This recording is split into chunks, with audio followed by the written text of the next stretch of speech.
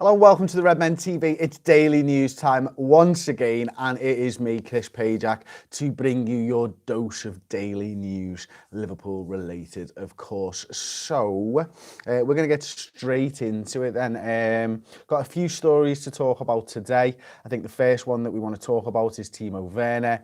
Second would be James Rodriguez. Third, Callum Hudson-Odoi again. Then we'll be looking over at your YouTube comments and stuff. So I can't wait to get into it. Leave me your thoughts, please, on each individual topic as we go along. I'll then get back into the comments very, very shortly, and we will plough on from there. So I'm going to start with the Timo Werner stuff. Welcome LFC Aaron and Trudon as well. I've just seen you two flash up on the comments. Liverpool could sign 56-goal striker for 61 million, say Bild, and that's a German publication. We talked about them yesterday.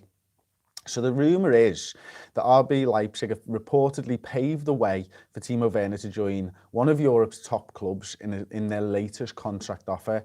The striker's been linked with a move away from the Bundesliga. I'm reading off the Empire of the Cop at the moment, having rejected an extension on his current deal, which is set to expire in 2020. So, where this comes in, initial reports were suggesting that there was a £36 million release clause. I don't know whether that's going to be true or not. What RB Leipzig have apparently and reportedly done is actually offer Timo Werner a new contract, and this contract will stipulate that there will be a £61 million release clause in it, and there will be 10 clubs that will be okay for, if that makes any sense. So there'll be 10 clubs. One of them, I imagine, will be Bayern Munich. Another will be Liverpool. You'd guess that Manchester United might be in there, Manchester City, those types of teams. And if any of those 10 teams therefore offer the £61 million, Leipzig would be able to sell him. And what that does is that holds his value. They might get another year out of the player, or they might sell him for much more than market value right now. I think if it was to get to the summer, therefore, he'd have a year on his contract and he maybe wouldn't get £61 million. Or if he was to sign the contract right now, he'd obviously get a big influx of money on a weekly basis. His contract offer would be much higher than he's currently on. And Leipzig could protect a bit of his value and basically say, look, you know, he signed up till 2023, you'd imagine, when we're going to get 61 million. And then somebody could come in this summer and potentially buy him for £61 million. Now, we don't know whether Liverpool are interested in Timo Werner. It's interesting, though, that this clause is being put in place. It does kind of tell you that Leipzig are not just thinking about the future, but they're also thinking long-term about how much money they'd be able to get for Timo Werner. I think it was only this week that Ralf Rangnick, sporting director of RB Leipzig, was saying, like, listen, Bayern Munich only play with one striker. So it could be a couple of years before he gets into the team there. We spoke at length about Timo Werner, and I'm sure it'll come into the comments and stuff today. So I'll move on to the next story right now. Liverpool interested in James Rodriguez transfer as Real Madrid make major offer. Not sure this is right. I'm not sure Liverpool would be interested in James Rodriguez, but apparently, you know, his 2-year loan spell is coming to an end at Bayern Munich. He's only played, I think it's 9 times this season for the Bavarian side.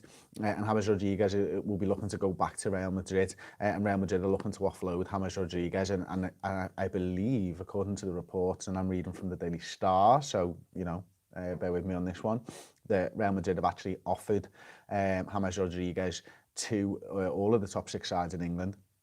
James Rodriguez, apparently, according to his dad, has said that, you know, he would like to see him back at Real Madrid and he'd like to go and fight for his place at Real Madrid, but his career's kind of stalled at the moment, hasn't it? You know, he's not really playing for Bayern Munich. If he was to get some games between now and the end of the season and set the world alight, maybe you could see him forcing his way back into that Real Madrid side, but if he's not playing at Bayern Munich, I can't imagine that he'd play at Real Madrid as well. And therefore the question marks are, if Liverpool want to achieve great things and he's not good enough for those 2 sides, is he good enough for us? And I think we all remember that World Cup a few years ago where he absolutely set the world alight with his form. He just doesn't seem to have really moved on too much from there. Liverpool clearly we're interested in an attacking midfielder. You know, the Nabil Fekir deal fell through, so you kind of putting two and two together there to say that, listen, he's clearly a talented player. Can I see Liverpool signing him? Honestly, no. I can't imagine that Liverpool would be interested in him. I can't imagine that Klopp would be interested in somebody who hasn't been able to make it work at another top club, another 2 top clubs for whatever reason. But you never know, do you? I think, you know, personally, I think he's slightly overrated. probably won a lot of money as well. Would he fit into the squad? Who knows? But there we go, that's that one. Callum Hudson-Odoi has his heart set on a move to Bayern Munich. So it was only yesterday we were talking about Liverpool potentially rivaling Bayern Munich for his signature. Hudson-Odoi, apparently according to the Mirror this time, has decided once and for all that he wants to move to the Allianz Arena, and developments at Stamford Bridge in the last 24 hours could speed up the transfer. Obviously, looks like they've got Higuain through the door now. There's another fella between him and the first team spots. So yeah, I mean, Hudson-Odoi, I think a talented player, not one that, you know, I've watched time of. You know, I haven't seen him play a full 90 minutes. I mean, I've heard about him and I see people talking about him as a young, talented player, and you could see why Jurgen Klopp would be interested in somebody with his traits. But yeah, you know, it looks like Odoi is going to be moving on, and it will be probably to Bayern Munich, and you can kind of understand why young players are wanting to go over to the Bundesliga now, because they seem to be getting an opportunity. Interesting though, I had Chris Bascom on the show this morning in the Newsroom podcast. So we talked for an hour about all the latest potential comings and goings, and the Odoi links and Werner, and we spoke about the industry as a whole and how that's changing, how Liverpool are doing so well on social media, and how they seem to have their arms around it as a football club at the moment and performing much better than any of the others. And one of the things that Chris Bascom was saying is he actually thinks it's a bit of a myth, this going over to Germany stuff. He says, obviously, you know, Jadon Sancho's doing really well. But 10, 15 years ago when English teams were signing the likes of Cesc Fabregas at 16 years old and then putting them into the signs, you know, it was almost seen as a bad thing. Now that German clubs are starting to do it to English players, it's seen as a good thing. And he says swings and roundabouts and stuff. And just because Jadon Sancho does it, and I agree with him, it doesn't mean that everybody can do it. And would Hudson-Odoi actually get the opportunities in the Bayern side that Jadon Sancho has in the Borussia Dortmund side? Who knows? But your guess would be that he probably wouldn't get those opportunities, but maybe he's just bored of Chelsea. Maybe he's seen that, you know, over the years, Chelsea just do not give players opportunities. I mean, listen, Kevin De Bruyne is a classic example of that, isn't he? So, back onto the news then. Liverpool received a double boost this time, injury-wise, ahead of the clash against Leicester next week. So Fabinho's back in light training. Great. Means we might have somebody who can play right back. And also it looks like Timo Werner could be fit. So we know what Klopp likes when he talks about injured players coming back. He wants them to be back in full training for at least a couple of days. Fabinho's got a chance at that before we play Leicester next Wednesday night. Timo Wijnaldum's got a chance at that as well. And I wonder whether, you know, if Fabinho's not back in training for a couple of days, maybe just one day, whether he'd actually put him into the side regardless, because, you know, we've got James Milner, who's suspended for this game against Leicester. We've obviously got Trent Alexander-Arnold, Joe Gomez, who are coming back from injuries. Could they be back in time? Who knows? But to have Fabinho ready to go at right back, I know he's not played there for us, but everybody knows he's played there. I think it's 9 times for Brazil at right back now. And, you know, before us, he obviously played right back at Monaco before they converted him into a defensive midfielder, and prior to that, Real Madrid and Real Madrid Castilla, and you know, a couple of sides in Brazil where he was a right back by trade.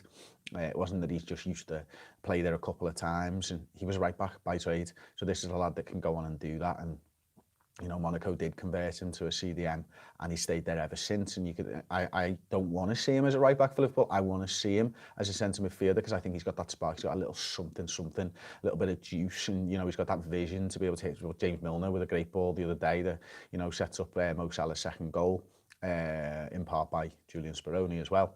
So I think, you know, for me, Fabinho would be a centre midfielder, but certainly, you know, in a crisis, and I think that's potentially where we're at with right back, then Fabinho would slot in there. You'd have probably Henderson and Wijnaldum if he is fit and available to play in the centre of the park against Leicester City, which could be really good, and, you know, definitely something that you kind of want to see, because quite honestly, to be honest with everybody, you know, I don't want to see Rafa Camacho at right back, and I don't want to see Keanu Hoover at right back in this game. You know, I think there's too much riding on it. Leicester, a side that we've struggled against with the likes of Jamie Vardy playing for them, and prior to that, the likes of Riyad Mahrez and stuff. And if they've got a couple of injuries themselves, I want Liverpool to really turn the screw on Leicester and really go and dominate them and get a cool victory and a good victory as well. So I'm going to get into some of the comments now. So that's the end of the news section. Into the comments. Right, let's have a little look-see here. Matt Smith, I don't know why people think Werner would replace one of the front three when we clearly just play with them in a 4-2-3-1. And I suppose this is, Matt, for me, why Werner is such a an astute potential signing, and that is because, you know, clearly he's a number 9. Clearly he wants to be that lone striker on his own. Would that then free up Mo Salah to play on that right-hand side? Yes, it probably would. Would Shaqiri then be more of a split part squad player? Yes. Is that good? Probably. I think Timo Werner, alongside Shaqiri, and I really like Shaqiri, I think Timo Werner's probably got a higher ceiling. He just needs to go out there and prove it now. So yeah, you could see Mane on the left, Werner up front, Firmino in the 10, and potentially Salah over on that right-hand side, and that would kind of fit in with your 4-2-3-1. Equally, you could spell players, you know, for example, Mo Salah plays in the 9. Let's say Firmino plays in the 9, Salah on the right. Could Werner play off him? Who knows? You'd expect that Firmino would play in that number 10. But then he could come in for a game or so on that left-hand side. And I mentioned this a little bit yesterday. Everybody, you know what? It's mad. I see so many comments about my haircut. It's mad. Honestly, thank you for the comments. Like, it's like the podcast. I got just tons of comments about my haircut. I just had a normal haircut. It's just been so long since I've had a haircut. It's the haircut that I always have. It's a 2 on the sides and it's short on top. Yet it looks somewhat like a fade, and people were saying, you've got a fade, you've got an actual haircut. I haven't. I asked her for a number 2. She's done it wrong. Somebody says you look beautiful. Oliver. Oh, Oliver. Aren't you lovely? Thank you very much. What a nice guy. Liverpool top of the league, says Bob Pajak. He's not wrong there, is he? Chris, any chance at the end of the season we could get a stats and tactics show all about how Klopp's tactics have changed since he's come into the Premier League year by year, says Finn Bailey. Finn, do you watch the stats and tactics show on the website? Would you answer that for me? And I will answer your question. I think that's a great idea, to be honest with you. I think that's a brilliant idea. And, you know, I did a couple of YouTube shows on the evolution of Klopp's tactics after a year or so when he came in, and that was really well received. I did one on the Gegenpress and all that when he first came in. So yeah, Finn, I've just seen your reply. Love the Stats and Tactics show, Chris Laugh. Thank you very much, mate. I thoroughly enjoy doing it. I hope that comes across in the video content. I love doing all of the content, but that's absolutely my favourite. It's the one that I'm most proud of because it takes me a long time to research that, and you know, it's from me, from start to end. It's completely researched just by me. And I feel really strongly that it's a great show and a good addition to the channel anyway, so I really appreciate it when everybody gets behind it. So yeah, remind me, Finn, closer to the time, and we'll 100% look at doing something like that, and I'll put a load of effort in there for you as well. Adam J says, Chris, is there any truth in the Hudson-Odoi rumours? Well, the news today, if you've come in late, mate, Adam, is that Hudson-Odoi wants to move to Bayern Munich, and if that's the case, then it doesn't really matter. It looks like he wants to go over and ply his trade over in the Bundesliga and stuff. So it wouldn't surprise me if Liverpool were interested in him. But yeah, that's where it seems to stand at the moment. What do you think about Salah deleting all his social media accounts as Sam Webb? I think I answered this one yesterday, but because you've asked the question, Sam, I don't care. Quite frankly, I didn't follow him anyway. I don't tend to follow Liverpool players on social media and stuff. It's just the way that I am. Davey says, hi Chris, can I get a job working for you? Yes, but it's completely unpaid and you'll be doing all kinds of shit. Liverpool Echo says there's no truth in the Odoi rumours, says Sultan. So there you go. Tommy Chin, Werner is made for Liverpool, can play anywhere across the front three as well, which is really appealing. Up the Reds, completely agree with that one. And of course, up the Reds. What do you think about a Suarez return, says Jamie Warner? Well, I would love that. I would love him to come and play as a backup striker, but he's too good to play as a backup striker. And I don't think Liverpool are signing Luis Suarez anytime soon. I think he has been fully justified in his move to Barcelona. You know, he's won the Champions League, he's won La Liga, he's won the World Club Cup or Championship or whatever that's called, as well as a few other little bits and pieces. Will the Moreno question be answered this transfer window? It looks like he's desperate to leave. I can't imagine that Moreno would leave because I don't see that there is any choice at left back after Andy Robertson. I think it was a little bit different with Nathaniel Klein because obviously you had Joe Gomez who could spell him when he's back. You obviously had Trent Alexander-Arnold, so there was 2 ahead of Nathaniel Klein rather than just the 1. And you know, you got Milner and you've got Fabinho there, but Milner could play back up left back, but I'm not sure you want that. I think, you know, if we're pushing for something, you do want a fellow with it who can go down the wing and almost replicate at times what Andy Robertson's able to do on front foot. And James Milner, because of his being right-footed, he can do a job there, and we saw him doing an incredible job at left-back for an entire year. But yeah, I'm not sure. Snorlexo1. Okay, we're going there. Have you battled depression before? No, I haven't. I'm really lucky in that regard. I've never battled depression before. Um, yeah, I'm lucky. There's loads of places actually that can help you if you are battling depression. I think James's place is one of the places in Liverpool that really does that and tries to prevent suicide in males and stuff like that particularly. But male or female, if you are going through depression, do seek help. It's massively important. What about Sessignon as a backup left back, says RD O'Riordan. I don't know how to say your surname, RD. I'm so sorry, mate. I know you're a subscriber both on YouTube and on the website. So apologies. Maybe you could spell it phonetically for me. I'd love to see Sessignon at Liverpool. I think, you know, he's boss, quite frankly. Is he good defensively? Maybe not as good as Andy Robertson. He's good going forward. Yes, he's clearly good going forward. Do I think he's going to be converted into a winger at some point? Probably, to be honest with you. So there we go. Are we realistically likely to sign anyone before close of transfer window, says Chris Lawyer? No, I would say. I can't imagine that we're going to sign anybody, certainly for the first team. I think have we signed that Billy Kiamiotto or whatever his name is that we signed yesterday, 16-year-old lad. So yeah, I don't think realistically we're going to be signing anybody for the first team, but we'll be here throughout January regardless. Let us know actually if you want us to do some kind of a daily show right now in the comments when the January transfer window is open, because I think sometimes even during the January transfer window when it's like this, it can be quite difficult to come up with stories. And I say come up with stories, find stories that are actually have a little bit of truth to them. And you know, I know we talk about the rumours as well as the concrete stuff, but if people would like a daily news show, regardless, or just a daily show from us, then please let us know, because you know it's as much about what you guys want as about what we want to put out there. In fact, it's more so about what you guys want. So if you just want us to stop making videos altogether, now's the time as well. Hi Chris, hope you're well. Thank you very much as a fella. Hope you are too. Keep it up, Chris. Top of the league. Luke Gallier.